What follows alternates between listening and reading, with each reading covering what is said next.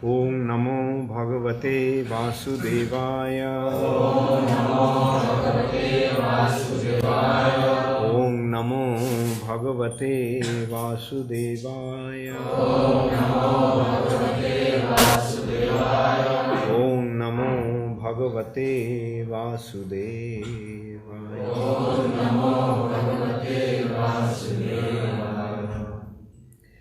Srimad Bhagavatam, 2nd Canto, 7th Chapter, Scheduled Incarnation, text 34, 35. Both the verses are written on the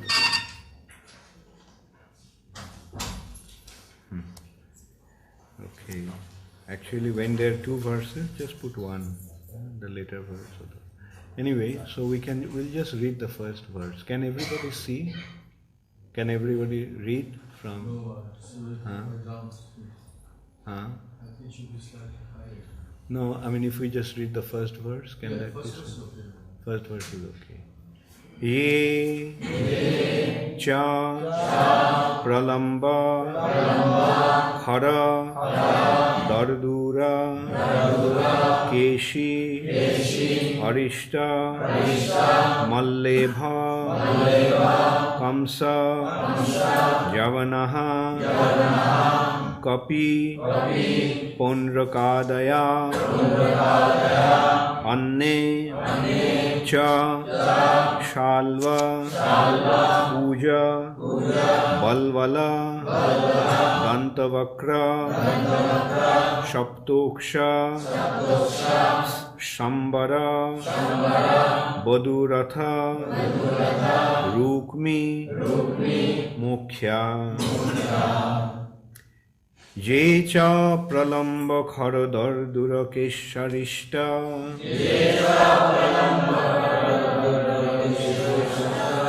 mallebha kamsha javana kopi pandrakadya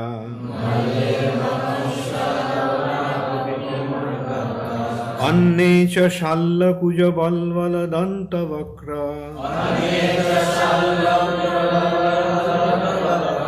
shaptoksha shambara viduratha rukmi mukhya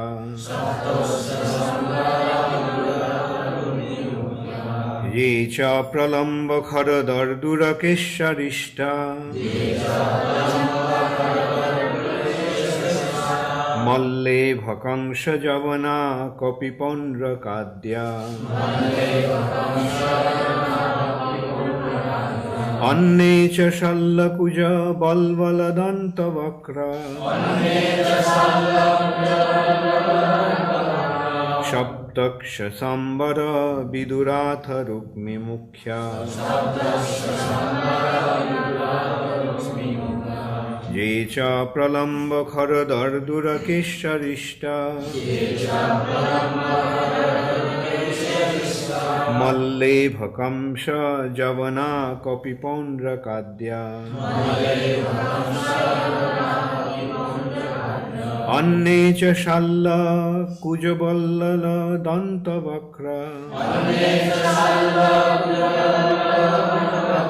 shaptoksha shambara viduratha rukmi mukhya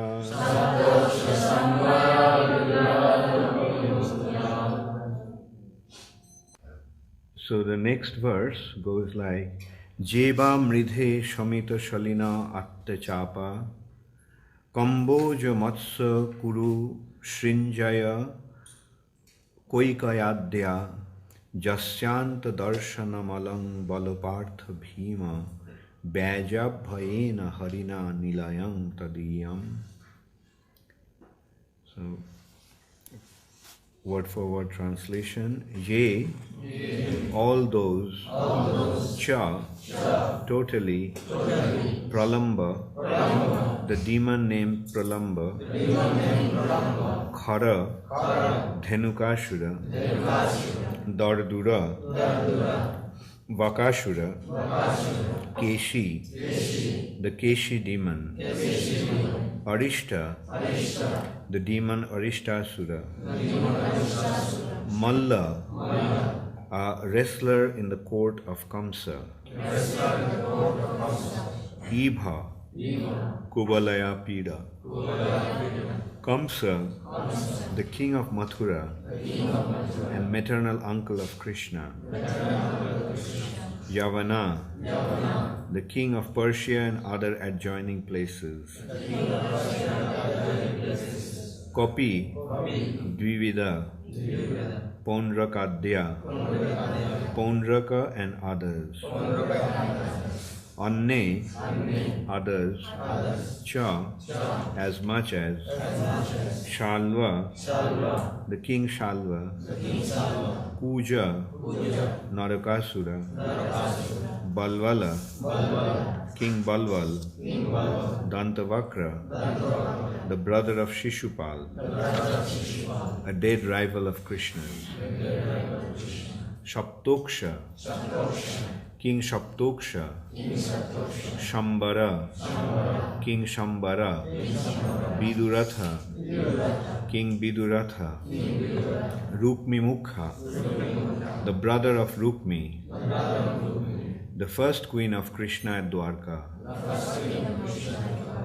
Ye, all those. Va, either. Mridhe, in the battlefield. Samiti Shalina, all very powerful.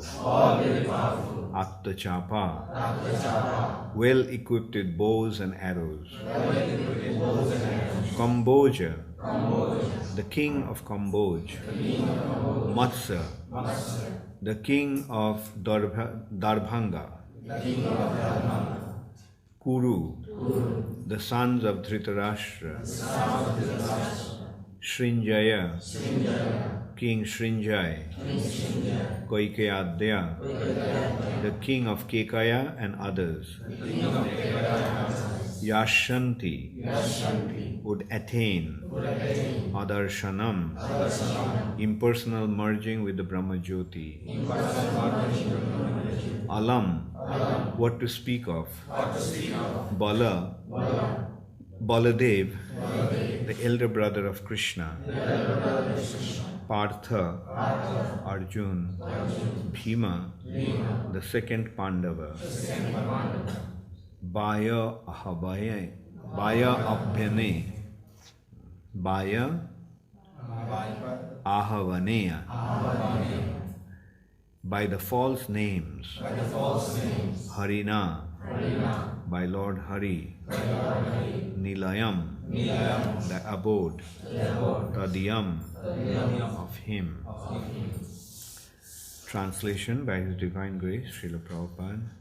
All demoniac personalities like Pralamba, Dhenuka, Baka, Keshi, Arishta, Chanur, Mushtik, Kubalaya Pira, elephant, Kamsa, Javana, Narakasura, and Pondraka, great marshals like Shalva, Dvidvya, monkey, and Balwala, Dantavakra, the seven bulls, Shambara, Viduratha, and Rukmi, as also great warriors like Kamboja. Haribol, maybe you can go on to the other side. Which side? Because I can. Yeah. Okay, ये पढ़ लेने के बाद तुम जा सकते हो. Would all fight Kamboja, Matsya, Kuru, Srinjaya, and Kekaya. Would all fight vigorously either with the Lord Hari directly or with him under his names of Baladev, Arjuna, Bhima, etc. And the demons thus being killed would attain either the impersonal Brahmajyoti or his personal abode in the Vaikuntha planet. Okay, now you can go to the...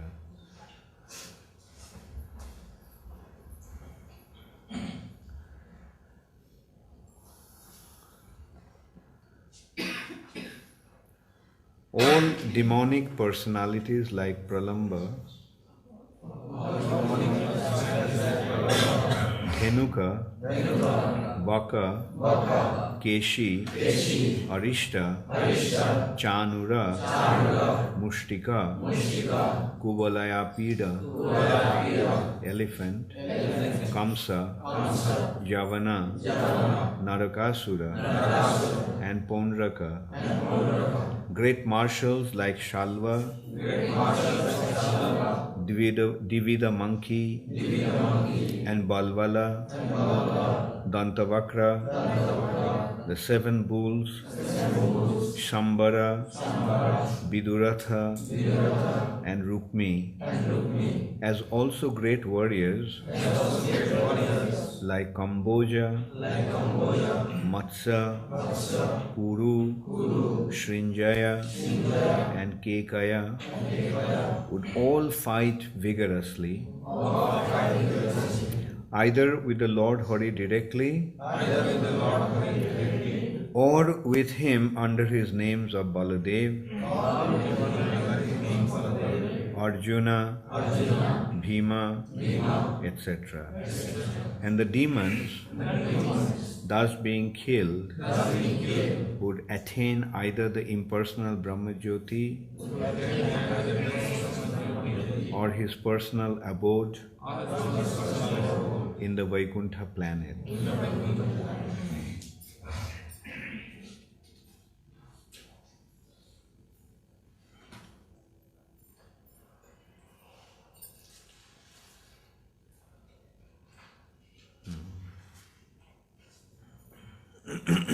Purport by Srila Prabhupada. All manifestations in both the material and spiritual worlds are demonstrations of the different potencies of Lord Krishna. The personality of Godhead, Baladev, is his immediate personal expansion, and Bhima, Arjuna, etc. are his personal associates. The Lord would appear, and he does so whenever he appears, with all his associates and potencies.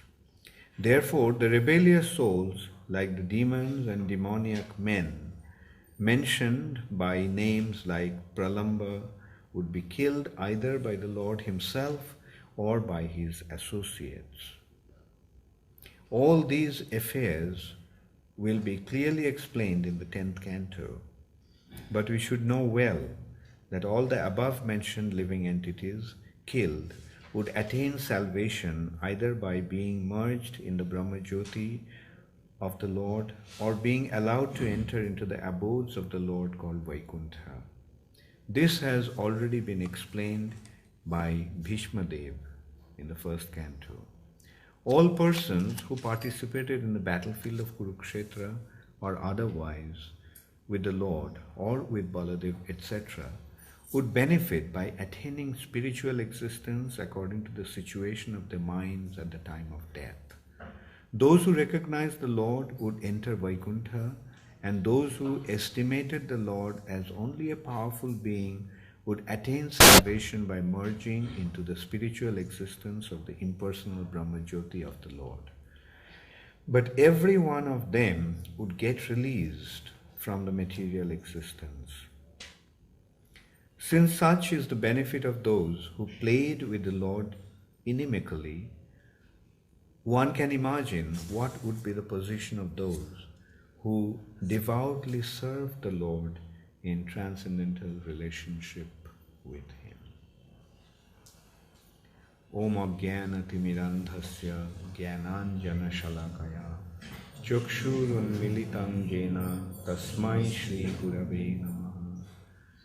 Shri Chaitanya Manobhishtam Sthapitam Yena Bhutale Swayam Rupa Kadamayham Dadati Swapadantikam Vandeham Shri Guru Shri Juta Padakamalam Shri Gurun Vaishnavanscha Shri Rupam Sagrajatam Sahagana Raghunathanvitam Tang Sajivam Sadvaitam Savadutam Parijana Sahitam Krishna Chaitanya Devam Shri Radha Krishna Padan Sahagana Lalita Shri Vishakhanvitanscha. He Krishna Karuna Sindhu Dinabandho Jagatpate Gopesha Gopika Kanta Radha Kanta Namastute Tapta Kanchana Gaurangi Radhe Vrindavaneshwari Vrishabhanu Sute Devi Pranamami Haripriye Vancha kalpatarubhascha kripa sindhubhayeva cha patitanam pavanebhyo vaishnavebhyo namo namaha. Shri Krishna Chaitanya Prabhu Nityananda Shri Advaita Gadadhar Shivashadi Gaur Bhakta Vrinda. Hare Krishna, Krishna Krishna, Hare Hare, Hare Rama, Rama Rama, Hare Hare. Yeah, when we chant for our meditation, then we have to chant in one way. But when we have to chant with others, then you have to chant another way. I was thinking today that, okay, it's good, we can all chant together. Generally, I used to think that this is the prayers, and therefore I generally used to chant in a certain way. But if we are going to chant all together, then we can chant the way we did today. And I was also thinking that His Holiness Gaur Govinda Maharaj used to select he had some selected verses, and he used to every day for Bhagavatam class, he used to chant with the devotees. So maybe we can also, let's see, we can also select a few verses and we can get the printout and we can chant together. That's very nice. These are actually glorification of Srimad Bhagavatam, the benefit of chanting Srimad Bhagavatam.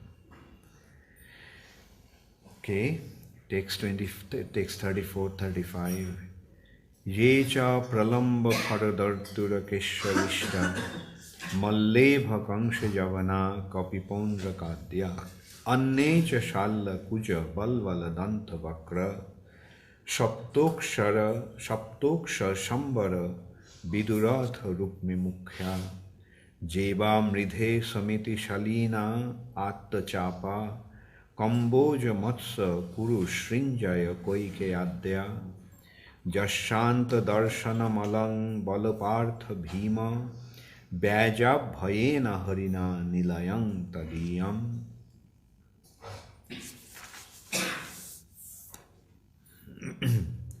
All demonic personalities like Pralamba, Dhenuka, Baka, Keshi, Arishta, Chanura, Mushtika, Kubalaya Pira, Elephant, Kamsa, Javana, Narakasura and Pondraka, great marshals like Shalva, Dvivida monkey and Balvala, Dantavakra, the seven bulls, Shambara, Viduratha and Rukmi, as also great warriors like Kamboja, Matsa, Kuru, Shrinjaya and Kekaya, would all fight vigorously either with the Lord Hari directly or with him under his names of Baladev, Arjuna, Bhima, etc.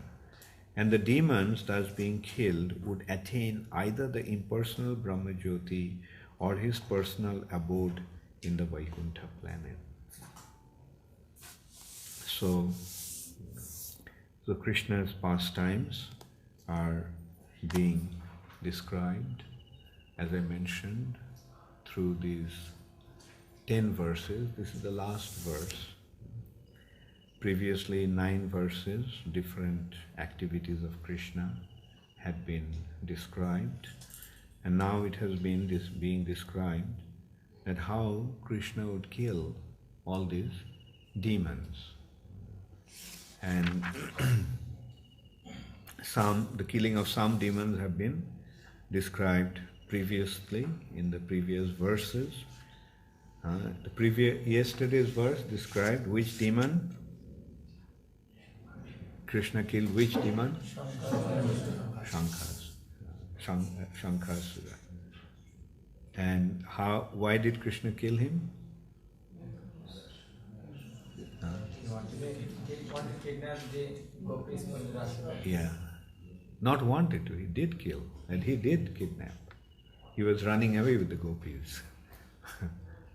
But Krishna just chased him and severed his head. So then, in this way, then previous to that, it has been described how Krishna subdued the pride of Indra, and how Krishna bestowed his mercy on Varuna, and so forth. And in this verse, it has been described that Krishna killed so many demons. And paritranaya sadhunam vinashaya cha dishkritam. Krishna comes to protect the sadhus and to annihilate the demons. Now, as we mentioned also, as we discussed briefly yesterday, that in his pastime, some demons are real demons and some demons are acting demons. Some demons are real demons, those who are really inimical towards Krishna. But the way it is that Krishna, it always appears that these are some, even if they're acting as demons, they act so well that it appears to be real, absolutely real. That's the sign of good acting, isn't it? What is the good actor? Good actor becomes the role that he is playing. Like Chaitanya Mahaprabhu was a brilliant actor. Chaitanya Mahaprabhu was such a brilliant actor that once he played the role of a woman. And what happened at that time? Everybody thought that Chaitanya Mahaprabhu became a woman. So, similarly, Krishna also, when he plays the role of a woman, like Mohini, she becomes so real that even Lord Shiva becomes bewildered and he becomes attracted by her. So that is the Lord's inconceivable potency. Ordinary living entities, they cannot, when they play a role, they have to dress up and they have to change themselves into that role. But when Krishna plays or Krishna's devotees play certain roles, those roles are very, very real. And this is the difference between just ordinary drama and Krishna's pastimes. In ordinary drama, there is the preparations through rehearsal, and then there is a stage and they play. But Krishna, because he is the Supreme Personality of Godhead, when he plays a drama, it becomes very, very real. And those who take part, they also have their preparation and background. Like most of the demons will find that either they performed great, great austerities, or they had been great individuals, had been cursed to become demons, and even the pious people, we can see that their background is that in the previous lives they performed great austerities and performed religious activities to develop their devotion. So in this way, Krishna actually makes arrangements. And as we mentioned briefly yesterday, like some people are elevated gradually. Baddha Jiva, a conditioned soul, is through his sadhana, through his performance of spiritual activities, he is elevated to that perfect situation of entering into Krishna's pastimes. And even the demons, some demons they are demoniac due to their nature. They also become demon gradually through their conditions. And some living entities, some of the associates of Krishna come from the spiritual sky. And in this way, ultimately they all attain their spiritual perfection. They become siddhas. So there are two types of siddhas, sadhana siddhas and nitya siddhas. Eternally liberated, perfected souls, and souls that have achieved their perfection through practice, sadhana. So in this way, we can see that how different living entities achieve their ultimate destination of life by entering into Krishna's pastimes. Now here, one very important point has been mentioned.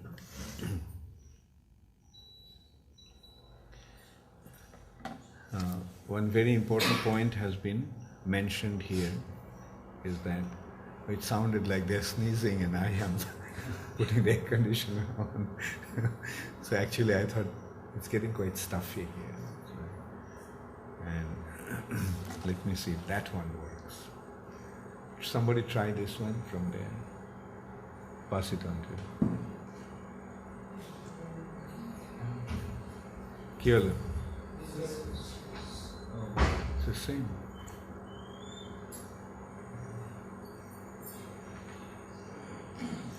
So, the point is, the ultimate goal of life is to develop our devotion to Krishna. So Krishna's in pastimes or living entities in relation to Krishna can develop two types of attitude. Can develop, so close this one, can develop two types of attitudes. One is favorable attitude and the other is unfavorable attitude towards Krishna. Now it's advised that one should become favorably related to Krishna. When Krishna came, many people became related to Krishna. Many of them are thinking about Krishna. Many of them are constantly thinking about Krishna. Like Kamsa. Kamsa was constantly thinking about Krishna. But how he was thinking of Krishna? Vairi bhav. As an enemy he was thinking of Krishna. So that is unfavorable. That's not desirable. We should think about Krishna in a favorable way. And what is the favorable way? Favorable way means in a loving way. With love we should think of Krishna, not with hatred. Although Krishna is saying, Manmana bhavo, think of me, but at the same time Krishna, right after that Krishna is saying, Mad Bhakta.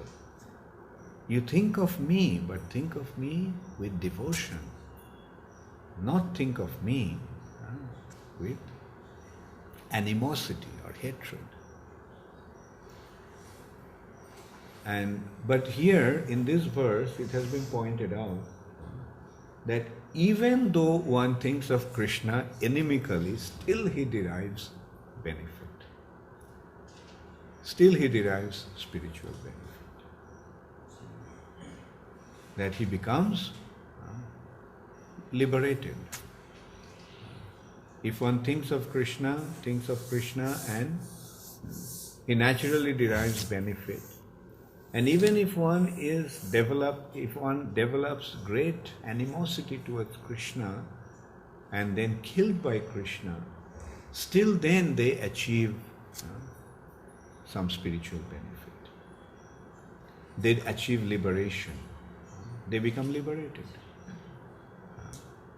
And that's the point that has been made by our acharyas about Sajujya Mukti. Some people think that Sajujya Mukti or merging in the Brahma Jyoti is the ultimate goal of life.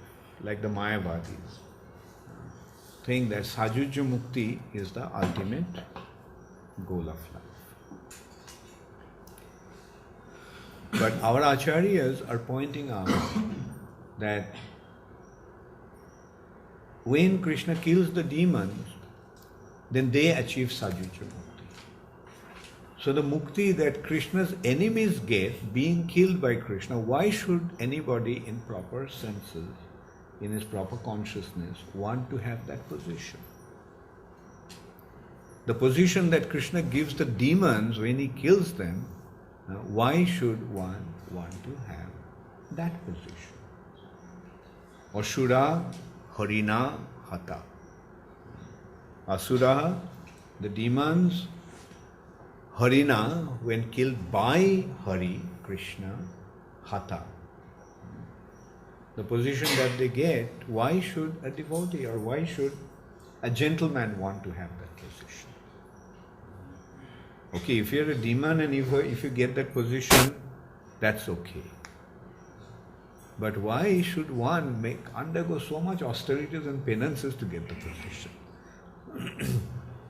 Or a simple answer can be, if you want that position, then become enemy of Krishna. Then you'll get. You don't have to perform great austerities and penances.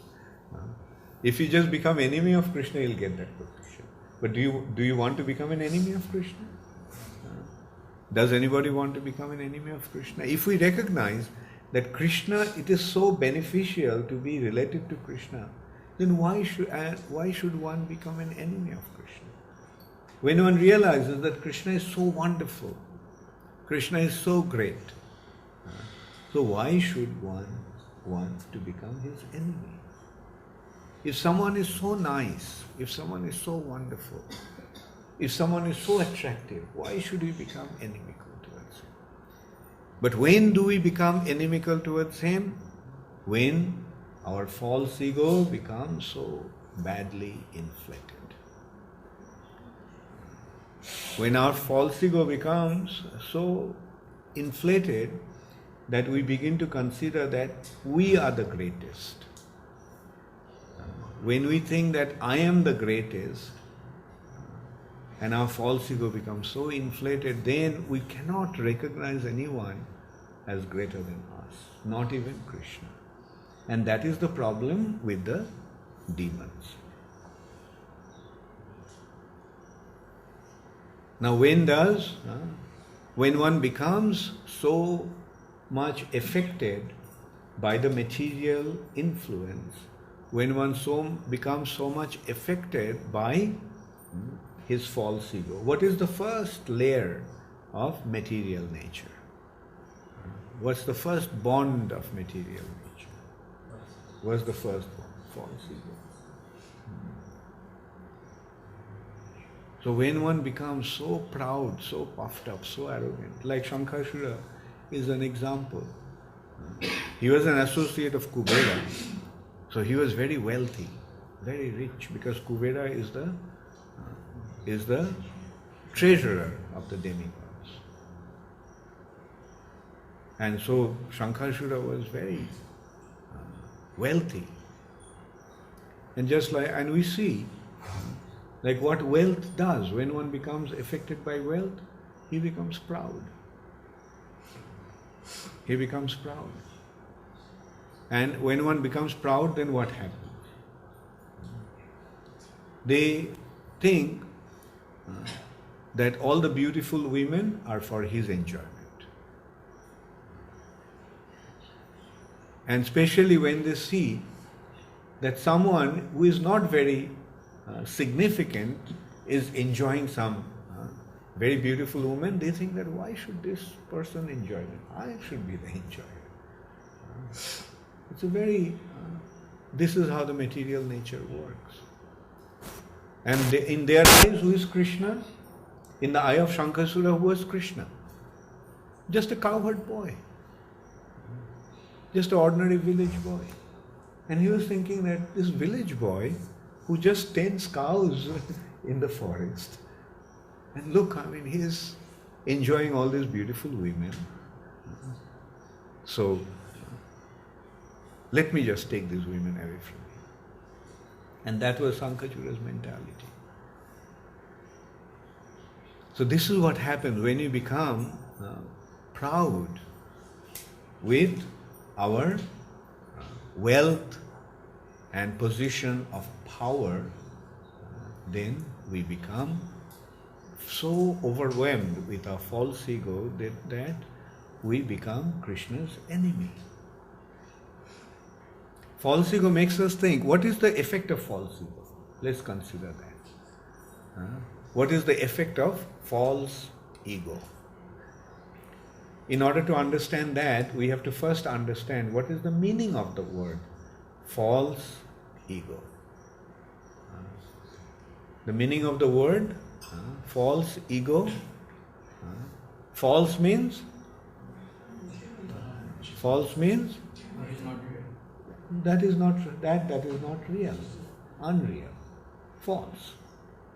And ego means identity. Unreal identity. Mistaken identity. False identity. And what is that false identity? The false identity is? What is that false identity? Yes. The false identity is that I am the enjoyer. I am the Lord and Master. I am the enjoyer. I am the Lord and Master.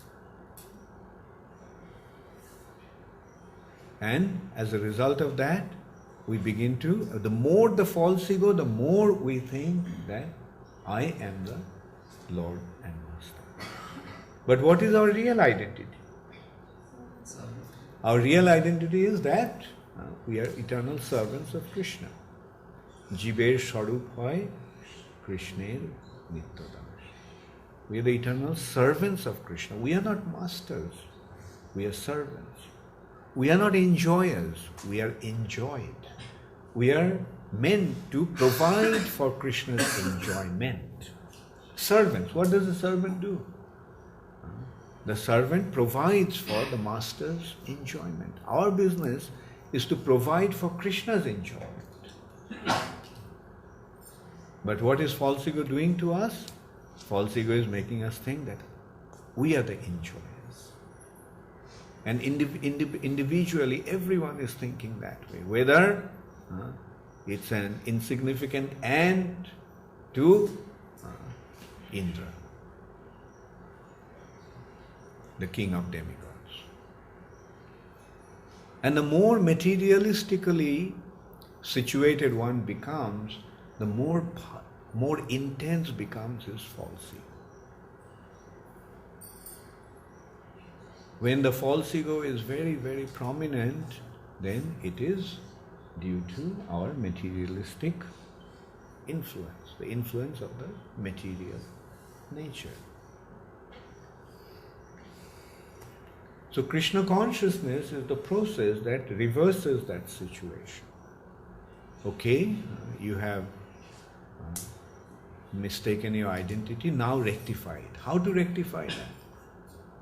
The rectification can take place only by becoming a servant of Krishna, not by any other means, not by any other way. Therefore, austerities and penances and all these activities have been rejected completely. So much so that in Chaitanya Charitamrita, this Karmakanda section and Jnanakanda section of the Vedas have been considered to be two pots of poisons. Karmakanda, Jnanakanda, Keboli, Bishero Bhando. They are two pots of poison, Bishero Bhando. Omrito Bolia Jeba Khai. If one drinks that, thinking that to be nectar, Nana Joni Brahman Kore, Kodorja Bhakkhan Kore, Tar Janma Adhoppate Jaye. He travels in different wombs, in different species of life. and he eats all kinds of abominable things. Kadarja bhakkhan kare. And tar janmo adhokpate jai. His birth is meant to become totally degraded. So, this is the result of Karma Kanda section and Jnana Kanda section of the Vedas. So, Karma Kanda section and Jnana Kanda section of the Vedas cannot give us proper spiritual guidance. Therefore, it has been rejected completely. Anna bhilashita sunnam jnana karmad anavritam. Or dharma prajjhita koitavatra. পৃথিবীতে যত কিছু ধর্ম নামে চলে ভাগবত কহে তাহা পরিপূর্ণ চলে. So Srimad Bhagavatam is very clearly pointing out that whatever is going on in this world as dharma is simply full of deceptions. It's not going to give us what we actually need. It can give us some material benefit. It can lead us all the way up to liberation. But what kind of liberation? Sajujya Mukti. Who wants that liberation? That liberation to a devotee is Koivalla Narakayate. That liberation is like going to hell. So this is how devotional service, the supremacy and the ultimate benefit of devotional service has been so clearly established. There's no need to go for anything else. Even there is no need to follow any other aspects of the Vedic scriptures. Just stick to devotional service. Only devotional service and nothing else. Now people in general will not understand that. Why? Because they are misled themselves. We find that so-called spiritual people, because they don't have proper understanding, they themselves are misled and they're misleading the rest of the world. And the world is also so bewildered that these kind of people are getting a lot of recognition and people are following them, thinking that yes, this is the real thing. But when the real devotee comes to spread Krishna consciousness, they are not interested about him. When devotees come to create the actual benefit, they are not interested. And that's the unfortunate state of affairs in the age of Kali. Cheaters and the cheated, the age of cheaters and the cheated. It's something like they just go, people, because they want to be cheated, they just go for the external appearance. It's like people are dying, there is an epidemic. Hundreds and thousands of people are dying. And a doctor comes and to give the medicine, but they don't want to go for that real doctor. But at that time there are some fake doctors, pretending doctors. They're dressed like a doctor, they're wearing an apron, they have a stethoscope, and people think, oh, this is a real doctor. And because they're in such a desperate situation, they go and tell them, oh, please cure my disease. And he says, yes, I'll cure your disease. Give me 10,000 rupees first. They are not concerned about curing the disease, nor do they can cure the disease. They're simply concerned about the money. And so give me money, give me money. And their external appearance is just a deception, cheating. Whereas a real doctor, because he is treating the patients, he doesn't have the time to wear the apron. Maybe he just tore off his apron to tie some bandage for somebody. And they think, oh, he is not a doctor. He doesn't even wear an apron. The other one, his apron is so beautiful. And it's so white, so nicely ironed. So he must be a very good doctor. And in this way, people are missing out. The people, those who are suffering in this terrible epidemic, they are just missing out. Although the real doctors are trying to cure them with the real medicine. But those who are intelligent, those who are fortunate, they'll recognize who is a real doctor. And when he comes, he gives the medicine and they become cured. So that is another way that this will spread, this movement will spread. The doctors, when they execute their responsibility properly, then people will benefit. And when they benefit, then they will go and tell other people. Through word of mouth, it will spread. Oh, I took the medicine and it worked. So why don't you also try it out? And that is what preaching actually means. Preaching means going to people and telling them that, look, I took the medicine. I was suffering from the same disease that you are suffering. And I got this medicine from this doctor and it worked. I got cured. Give it a try. See what happens.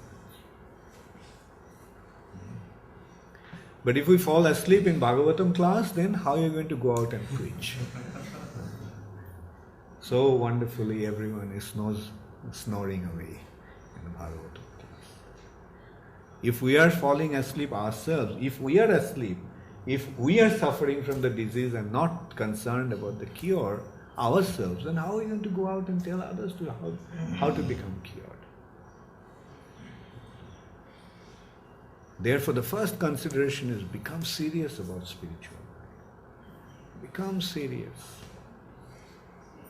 There is plenty of opportunity to eat and sleep and have sex. The whole material nature is meant for eating, sleeping and having sex. So, but the question is that going to be the goal of life? And Jeev Jago, Jeev Jago. Bhaktivinoda Thakur is reminding us. Wake up, you sleeping souls. Kato nidra jao maya pishachiro kole. You don't realize that the witch, like Maya Pishachi, is drinking your blood. And why are you sleeping on her lap? You are dying, you don't realize that. Wake up.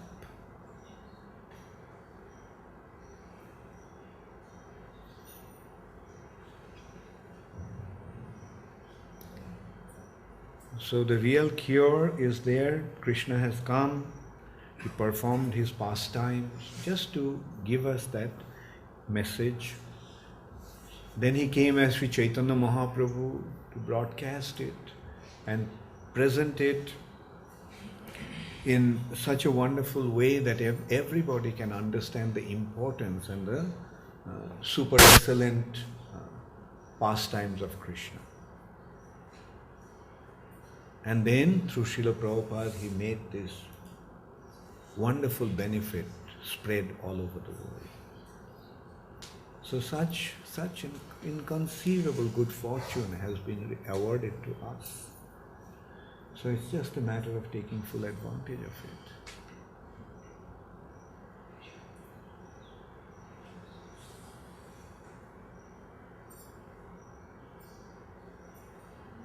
The material nature has its own purpose, but the consideration is that will it give us the real benefit? What is the nature of what is the characteristics of material nature?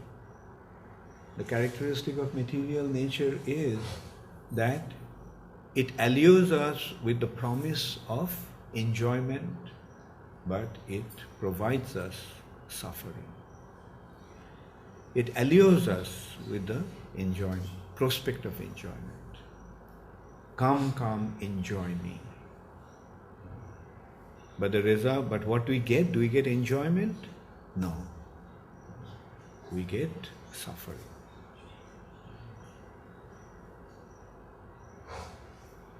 Maya allures, come, come, enjoy me, but when you go for enjoyment, then what does Maya do? Maya kicks us on our face. Come, come, enjoy me. Bang. Maya kicks. Then again we think that we didn't really try hard enough to enjoy. Then again we make a try. We make a greater effort to enjoy. And greater is the kick of Maya. So in this way, through this, what Maya is trying to teach us. Don't come to me for enjoyment. Go to Krishna for enjoyment. If you really want to enjoy, go to Krishna, who is the reservoir of all pleasure. He is the reservoir of all pleasure. So go there and enjoy there.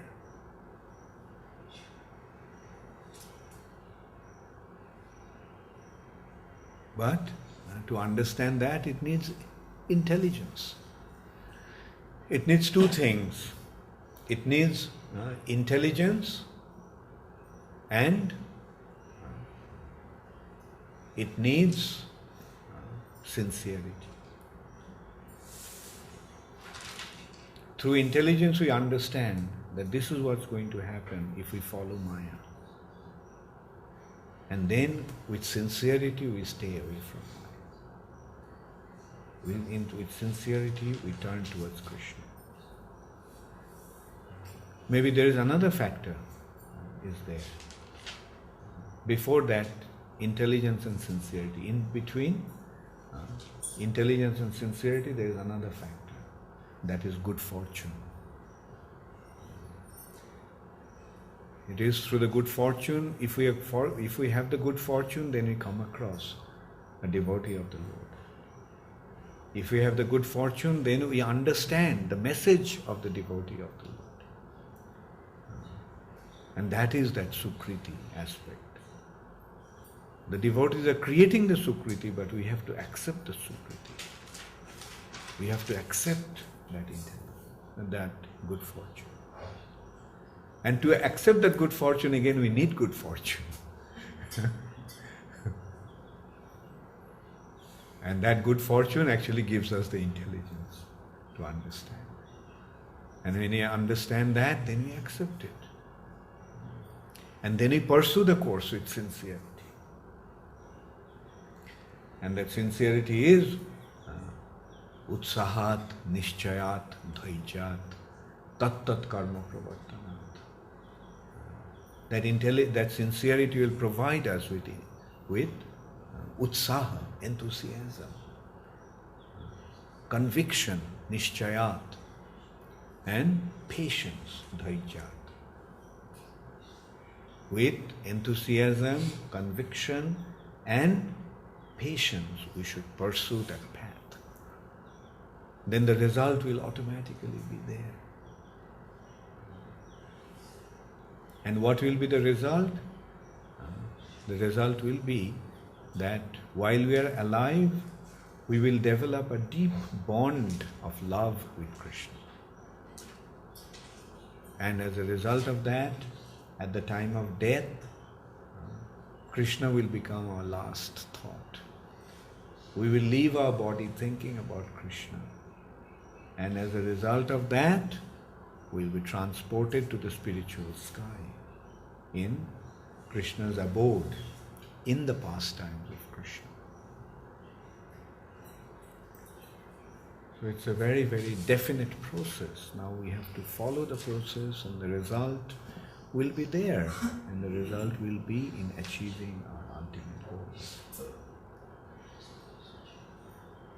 Thank you very much. All glory is to Srila Prabhupada. Does anybody have any questions? They said that demons who are killed by Krishna attain Sahyajya Mukti, which is considered to be hellish, worse than hell, and like a coma state of existence. So, if that is the case, if Sahyajya Mukti is worse than hell, then how is it that the demons are benefited? Because ultimately they have to fall down. Yeah. Yes. Good point. if the demons get Sajuja Mukti, which is actually worse than hellish condition, then why the demons are considered to be benefited by that? You see, that hellish condition of Sajuja Mukti is a relative consideration. From a devotee's point of view, it is hellish, because their position is so high that it is hellish. But a person who is in a materialistic situation, for him it is a great benefit. Because this is a kind of ananda which is far superior to any happiness in the material nature, called Brahmananda. So it's a relative consideration. From the material perspective, oh, it's a great benefit. But from the spiritual consideration, from the devotee's perspective, it's hellish. So that's how the demons benefit. And eventually the demons also, at some point, maybe they will come across a devotee. Actually, that's how one can actually achieve elevation from Brahma Jyoti. From Brahma Jyoti they can't go up. But if by chance they come across a devotee, after coming to the material nature, then they may become a devotee themselves. So the ultimate consideration is, without devotion there is no way. Nasteva, nasteva, nasteva gatiramata. So we have to become a devotee. So since we have to become a devotee, then let's become a devotee now. Why wait for becoming a devotee tomorrow? Let's become a devotee now. And what is that meaning of becoming a devotee? Developing an intense loving relationship, attachment to Krishna. Developing a intense loving attachment to Krishna. And what kind of attachment? Just as people have attachment to their friends, or maybe you can begin with, just as people have attachment to their masters, people have attachment to their friends, they have their attachment to their sons and daughters, or rather their children, and just as they have the attachment to their girlfriend or boyfriend. So that attachment should be real. That attachment should be real. Like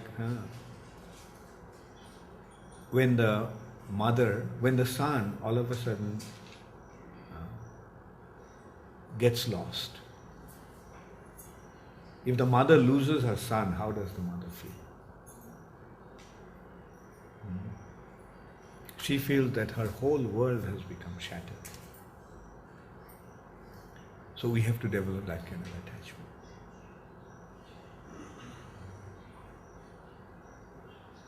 When the boyfriend ditches the girl, how does the girl feel? We should feel that way about Krishna. It should be real. And in order to make it real, Krishna has to become real first. That's why Ado Shraddha, the first is faith. Krishna is real. Krishna is there. And try to experience Krishna at every step of your life. Then only we'll be able to develop that kind of attachment.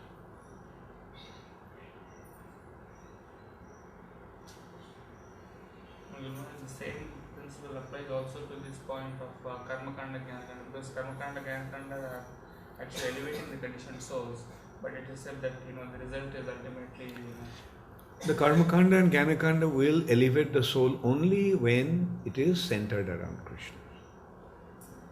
That's why when it is centered around Krishna, then it's Karma Yoga. Karma Kanda practiced with Krishna in the center is Karma Yoga. Jnana Kanda centered around Krishna is Jnana Kanda. I'm sorry, Jnana Yoga. So Karma Kanda without Krishna is useless.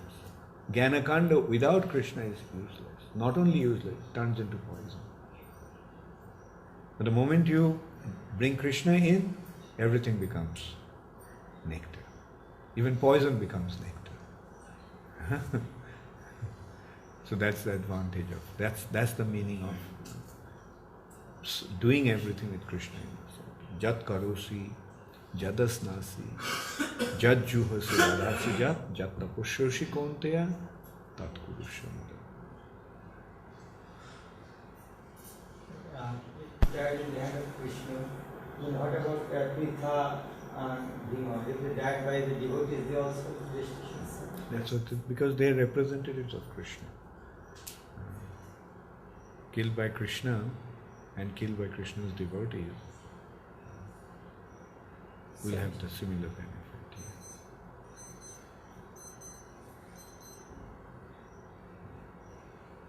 Maharaj? Yeah. Kara and Dushana and Sumpakarna they really ate the ascetics and the rishis in the forest in Ramachandra's time. So they were not afforded the same protection as the devotees, although they were engaged in some sort of religious activities. It's kind of a very savage. Khara and Dushana were two generals of Ravana. Yeah. And so they were given the assignment to protect Surpanakha. They're living in a forest because they are Rakshasas and Rakshashi. They are not ascetics in that way. I'm saying they were eating the ascetics in the forest. Okay. Yeah. Yeah. They were not, the ascetics were not afforded any protection. Oh, okay. Yeah, that's... it's inconceivable to understand what is Krishna's... why the Rakshasas are allowed to kill the Brahmanas. And so here we have to understand that they are not really devotees. If they were devotees, then they would have been protected by Krishna or Ramchandra. But they were performing austerities in the forest with some material objective, like, as I mentioned, like Karma Kanda and Jnana Kanda aspect of it. So if they're devotees, then devotees are always protected by Krishna. Even their bodies may be killed. And also, devotees, in whichever condition they may be in, they are always protected. The ultimate protection is the protection of the spirit soul.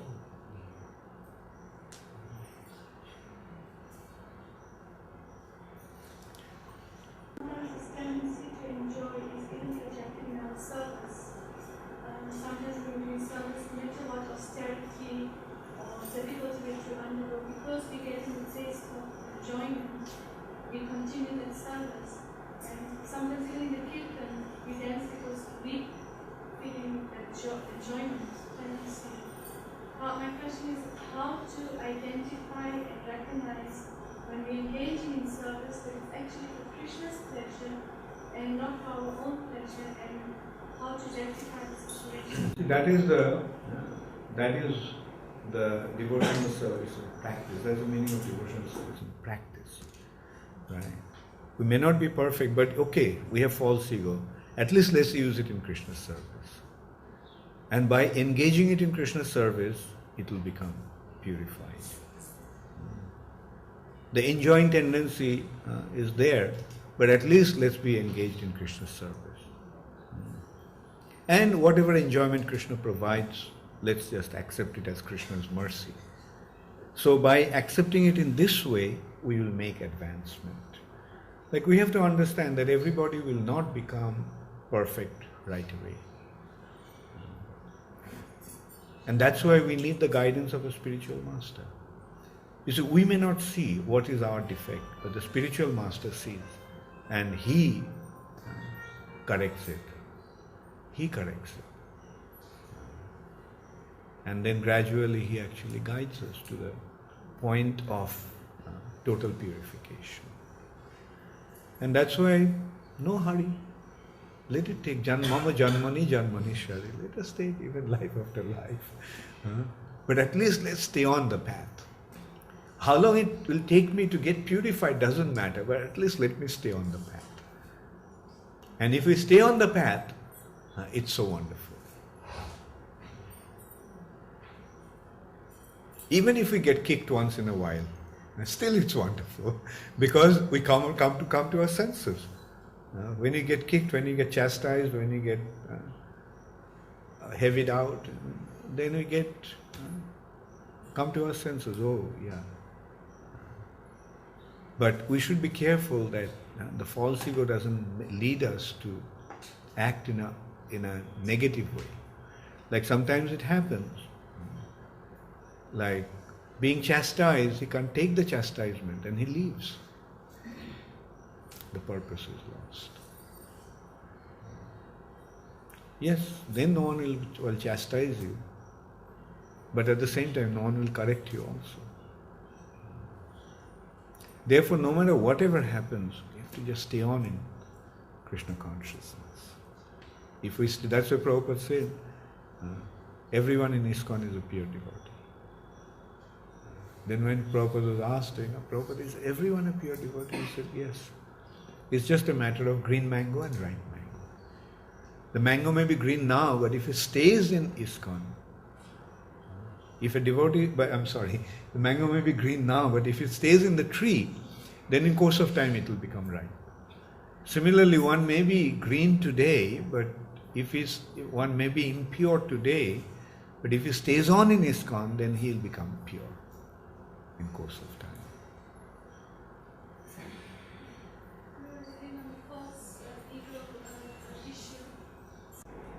You can see something is lacking, and then you may have the experience of how to resolve the situation. But in how to present it, then it doesn't come across from the false ego, like from the I know better, but rather to come across as I'm a helping hand. How to... Well, if the presentation is appropriate in the context of time, place and circumstances, then it will be, because if the intention is good, then the intention will become clear.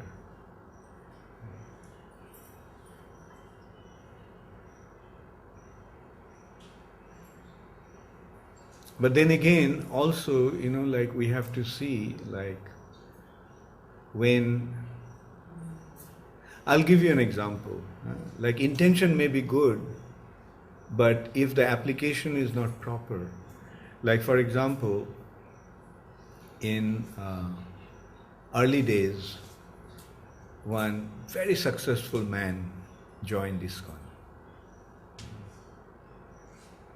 And he was a Harvard graduate and, big vice president of a big company and so forth, one of our godbrothers.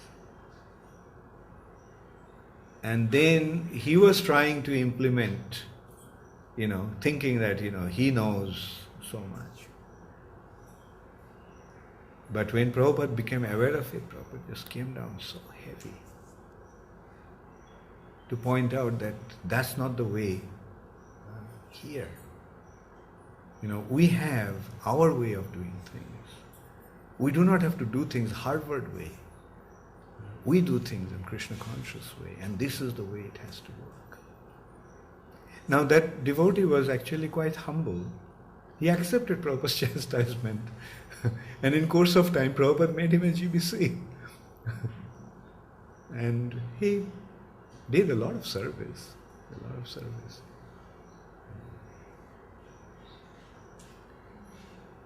So that's what I meant when I said that the application has to be according to time, place and circumstances.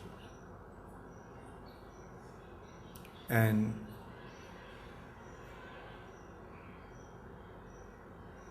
anyway, that is the main, yes, everybody has something to contribute, somebody more, somebody less. But that application has to be made in an appropriate way.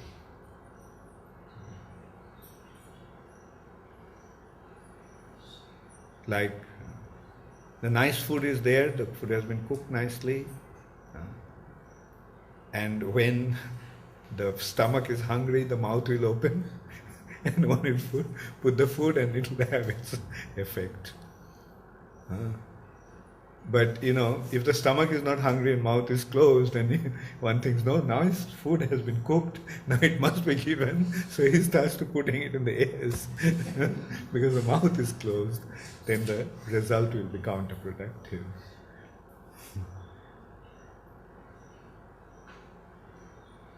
So could one say that if one is going to proffer advice, one should also have impeccable credentials, in that your sadhana should also be solid enough, and that also allows others to accept more what you're saying. But if there are so many flaws in your own practices, and you want to superimpose your ideas then onto others, they are not going to take this very easily. Yeah, and that's also a good point. Like, the main thing is that, you see, like when you're working as a team, it has to be, like everything must be done in a, like everybody has to fit in a proper way. In that respect, I'll admit one thing. Like, you see, when Sitaram, I wanted to bring him to India, he agreed to come to India. I had been kind of, been on him for some time, trying to work on him. And so, first condition I made was, he'll have to shave up and dress up and everything as a devotee, dress up as a devotee. And although I know he's a very powerful speaker, and he actually wanted to write the script on Bhagavatam. So, he had been reading and he was very much absorbed in Krishna consciousness. But when he came, I didn't want him to give classes. Like for a long time, I just made him in simple words, I would say, the expression, the breaking a horse. It was like you have to break the horse, and today I must admit that, he had been very serious about his spiritual life, and that's why I feel that he's now all set. And I told him also that if he wants, he can just go back to South Africa and start his preaching. But he gave himself 1 year, and he wants to stick to that 1 year. Although I feel he is ready now. He is ready now to be let loose. And I know that he will be very, very constructive. I'm not afraid to let him loose now. But still, he wants to just complete his 1 year sabbatical before going back. And I think it's very good. If he has come this far in 7 months, in another 5 months, he'll be flying.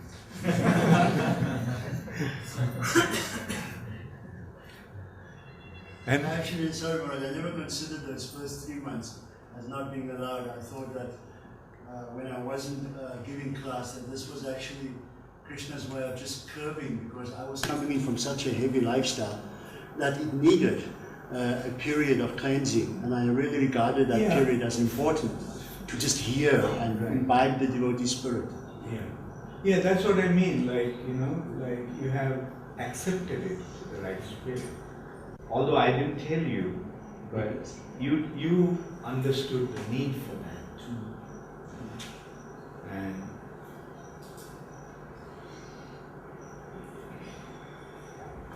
And ultimately what we want, ultimately what Prabhupada wanted, that's what we want.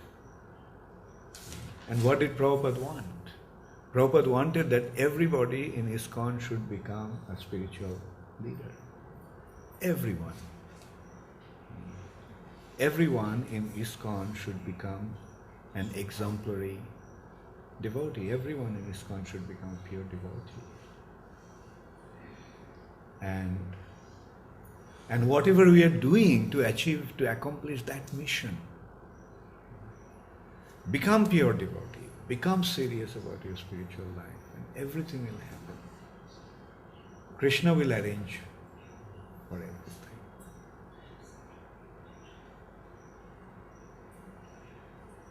Now, people from outside will not be able to understand that. These are just our internal plan. These are our internal agenda. And the consideration is how to make, how to guide, how to motivate everyone to become a pure devotee. It's not difficult, but it needs proper application of the principle. If we apply the principle properly, it will happen. Like as I gave the example of the medicine. The disease is there. If the medicine is proper, the disease will be cured. So it's a matter of just accepting that medicine. And along with the medicine, there is a consideration, of course, also of patya. What are you going to eat? Not only the medicine, but there is sometimes some food that aggravate the disease. So that also has to be given up. The process works, and somehow we have to just remain in ISKCON, remain with the structure. And I know, like, there are so many complaints about ISKCON, its leadership, and so many. But the thing is, okay, this is a passing phase that we are going through. But ISKCON is Mahaprabhu's plan. So ISKCON can never go wrong. We may cause some difficulties in ISKCON, but ISKCON will survive all those difficulties and establish Chaitanya Mahaprabhu's mission, provided we don't destroy it from within. This is another thing. Prabhupada very emphatically told us that nothing can destroy ISKCON from outside. It's only from within that ISKCON can be destroyed. So be very careful. Because, and today we are seeing the outside attacks, what do? Outside attacks simply strengthen ISKCON. But it is the internal attacks that is most dangerous.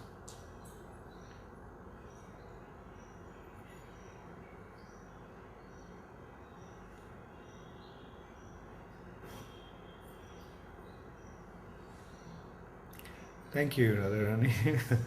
Thank you for your very intelligent questions, very pertinent questions. And thank you also, Sitaram, for your question, your input, and your example. Very nice example you're setting. And this is the sign of sincerity. The proof, how do we see that you have accepted this process seriously? Because of the way you're acting. This cannot be imitated. One has to be completely committed in order to act the way you're acting. And our business is to follow the right example. Just follow the right example. Imitate the right example. You'll never go wrong.